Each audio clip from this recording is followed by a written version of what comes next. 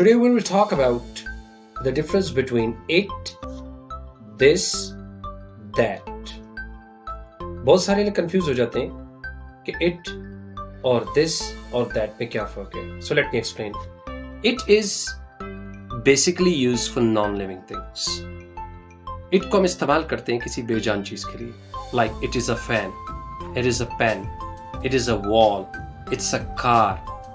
And when you talk about this and that, first of all, this को करीब के लिए, that को दूर के लिए. But when you are using this and that to represent anything like it, so difference is that in it thing is one. It is a car, it is a bungalow, it is a pen.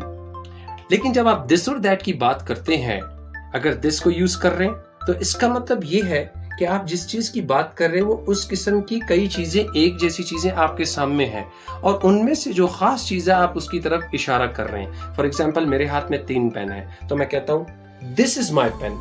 तो this आप उस वक्त इस्तेमाल करते हैं जब आप एक ही किस्म की कई चीजों में से किसी चीज की तरफ इशारा करें. Like I have 3 pens in my hand, this is my pen. तो आप इशारा कर रहे हैं.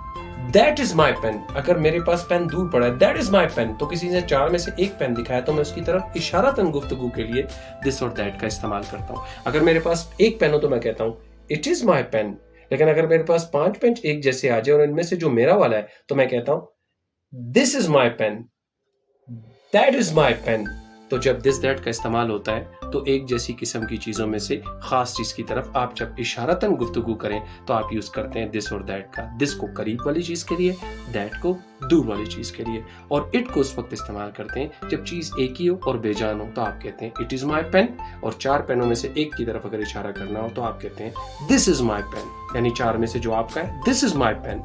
और अगर दूर है that is my house, that was my class, this is my car. मैं उस वक्त कह रहा हूं जब बहुत सारी गाड़ियां एक ही तरह की खड़ी हैं. Thank you. इस तरह के इंफॉर्मेटिव वीडियोस के लिए मेरे टिकटॉक चैनल को फॉलो करते रहें और वीडियोस देखते रहें. Thank you.